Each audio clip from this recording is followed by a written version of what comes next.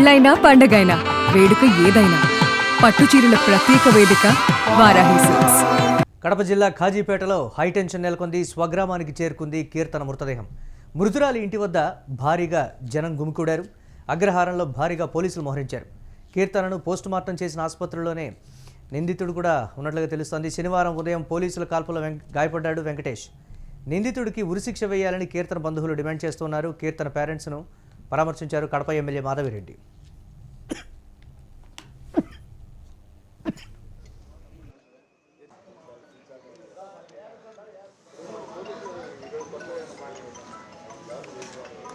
Police station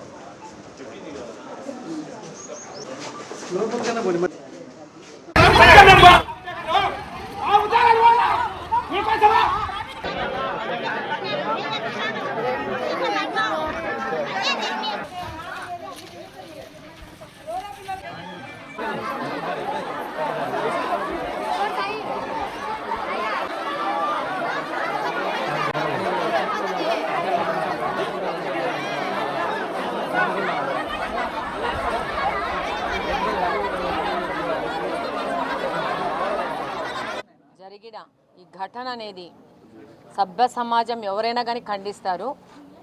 ఇలాంటి ఘటనలు అసలు జరగకూడదు. సమాజంలో సరైన పెంపకం లేకుండా పిల్లలకి ఇలా వదిలేస్తే వీళ్ళు మృగాలు అవసరం లేదు, వీళ్ళే సమాజంలో మృగాల లెక్క తిరిగేసేసి ఆడపిల్లలకి ఇంత అమానుషంగా ఒక చదువుకుంటున్న పాప ఇంట్లో ఉన్న పాపను పోయేసి ఈ విధంగా ఆ పాపని హతమార్చడం అనేది ఎవరినైనా కానీ ప్రాణమున్న ఎవరైనా కానీ దీన్ని ఖండించాల్సిన విషయం ఉంది. చంద్రబాబు నాయుడు గారు దీన్ని చాలా సీరియస్గా తీసుకుంటున్నారు.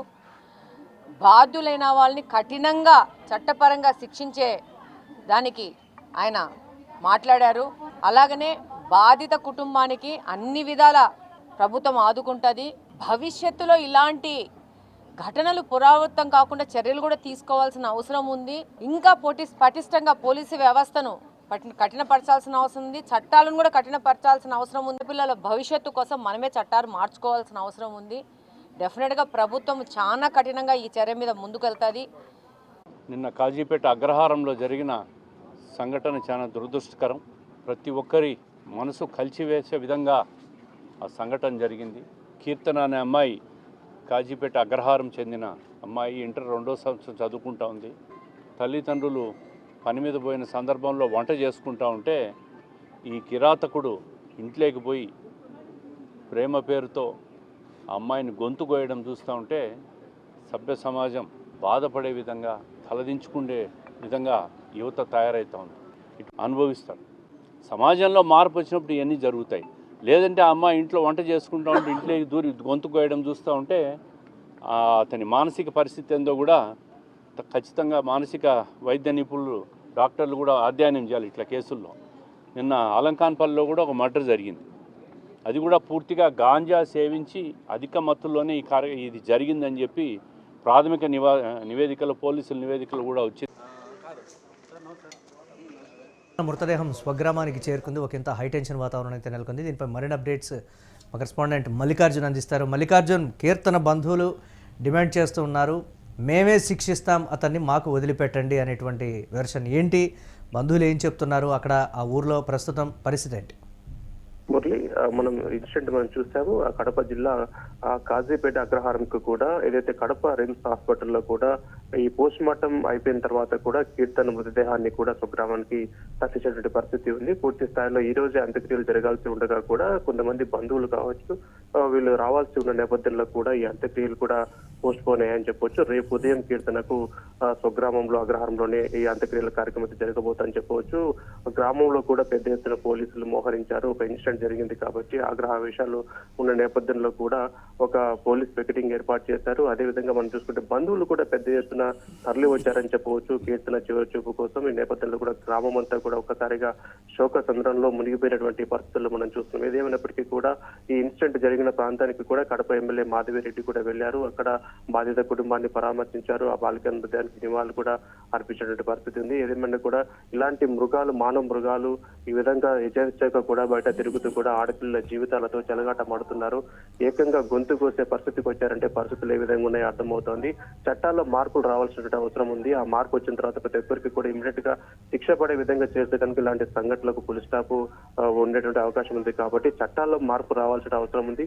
రాష్ట్ర ప్రభుత్వం ఈ అంశాన్ని చాలా సీరియస్ గా తీసుకుంది. ముఖ్యమంత్రి చంద్రబాబు నాయుడు ఖచ్చితంగా బాధితులకు ఎవరైతే ఈ విధంగా పనిచేస్తారో వాళ్ళందరికీ శిక్ష పడాలని చెప్పేసి కూడా ముఖ్యమంత్రి కూడా ఫోన్ చేసి అన్ని విషయాలు కూడా స్వయంగా ఆయన చూస్తున్నటువంటి పరిస్థితులు మనం చూస్తున్నాం. కాబట్టి పూర్తి స్థాయిలో వెంకటేష్ కఠినమైనటువంటి శిక్ష విధించాలి. ముఖ్యంగా తల్లిదండ్రులు డిమాండ్ చేస్తున్నది ఏంటంటే తమ కుమార్తెను కీర్తనని అత్యంత కిరాతకంగా చంపినటువంటి ఈ వెంకటేష్ తమకు అప్పగించాలా, మేమే శిక్షిస్తామని చెప్పేసి అని కూడా వారు ప్రధానంగా డిమాండ్ చేస్తారు. తన కూతురికి ఏ గతి పట్టిందో అతను కూడా అదే ఇదిగా శిక్ష పడాలి అని చెప్పేసి అని కూడా పూర్తి స్థాయిలో వారు ఆగ్రహం వ్యక్తం చేస్తున్నారు. అభయం శుభం తెలియనటువంటి విద్యార్థిని మనం చెప్పుకోవచ్చు. ఇంటర్ 2వ సంవత్సరం చదువుతోంది.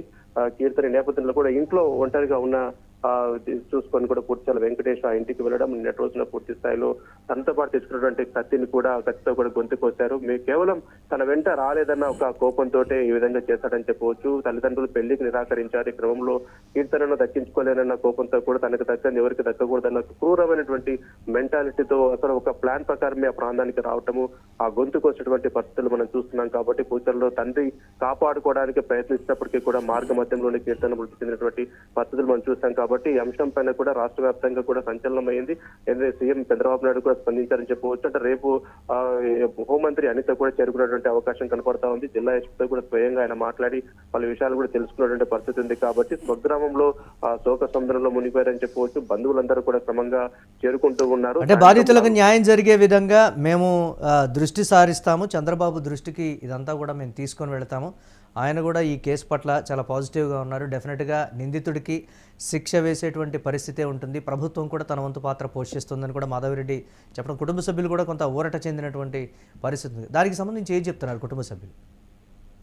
లేడ పూర్తి స్థాయిలో కూడా సంఘటన ఇన్సిడెంట్ జరిగిన తర్వాత కూడా బాధిత కుటుంబానికి అండగా నిలుస్తామని చెప్పేసి కూడా ఎమ్మెల్యే చెప్పడంతో పాటుగా పూర్తి స్థాయిలో అనుకుంటే ప్రతి ఒక్కరు కూడా మద్దతు ఇస్తున్నారు. ఆ కుటుంబానికి ధైర్యం చెప్తూ ఉన్నారు. ఎందుకంటే పుట్టేడు దుఃఖంలో ఉన్నటువంటి అంటే కుమార్తెను కోల్పోయినటువంటి దుఃఖంలో ఉన్న వారికి కూడా ఒక భరోసా ఇస్తున్నారని చెప్పవచ్చు. కఠినంగా శిక్షిస్తామంటే మీ డిమాండ్ ప్రధానంగా ఏముంది, ఖచ్చితంగా అతనికి శిక్ష పడాలి, చట్టపరంగా అది శిక్ష పడే విధంగా కూడా మేము దానికి చేస్తాము. ఇక్కడ ప్రజాప్రతినిధులు అదేవిధంగా రాష్ట్ర ముఖ్యమంత్రి మీ పాప విషయంలో కూడా స్పందించారు. కాబట్టి న్యాయం జరుగుతుంది ఖచ్చితంగా అని చెప్పేసి కూడా కుటుంబ సభ్యులకు ఒక ఓదార్పుని ఇస్తుంది, ఒక ధైర్యాన్ని నింపేటువంటి కార్యక్రమం చేస్తూ ఉన్నారని చెప్పవచ్చు. పూర్తి స్థాయిలో ప్రతి ఒక్కరు కూడా ఆమెకు సపోర్ట్ ఇస్తున్నటువంటి పరిస్థితి ఉంది. కాబట్టి హోంమంత్రి అనితను కూడా అక్కడ బాధితులను పరామర్శించాలని చెప్పేసి ఇప్పటికే ముఖ్యమంత్రి చెప్పిన నేపథ్యంలో కూడా హోంమంత్రి అనిత కూడా రేపు అగ్రహారానికి చేరుకునే అవకాశం కనపడతా ఉంది. బాధిత కుటుంబాన్ని పరామర్శించి ఒక ధైర్యాన్ని నింపేటువంటి కార్యక్రమం కూడా చేస్తున్నారంటే ఇలాంటి కార్యక్రమాలు చేసే వారిని కూడా ఏ విధంగా ఉపేక్షించకూడదు అన్న ఒక ధోరణిలోకి కూడా రాష్ట్ర ప్రభుత్వం వచ్చేది తెలుస్తుంది. ఎందుకంటే ఆడబిడ్డలు జోలికి ఎవరైనా వస్తే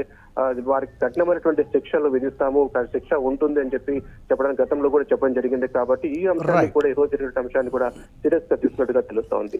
right, thanks for updates Mallikarjun. ఇక కీర్తన మృతదేహం స్వగ్రామానికి చేరుకోవడంతో కొంత హైటెన్షన్ నెలకొంది. మృతురాలి ఇంటి వద్ద భారీగా జనం గుమికూడటం, అగ్రహారంలో భారీగా పోలీసులు కూడా మోహరించినటువంటి పరిస్థితి. కీర్తనను పోస్టుమార్టం చేసినటువంటి ఆసుపత్రిలోనే నిందితుడుగా ఉన్నాడు. శనివారం ఉదయం పోలీసుల కాల్పుల్లో వెంకటేష్ గాయపడ్డాడు. నిందితుడికి ఉరిశిక్ష వేయాలని కూడా కీర్తన బంధువులు డిమాండ్ చేస్తున్నారు. కీర్తన పేరెంట్స్ను కడప ఎమ్మెల్యే మాధవిరెడ్డి పరామర్శించారు.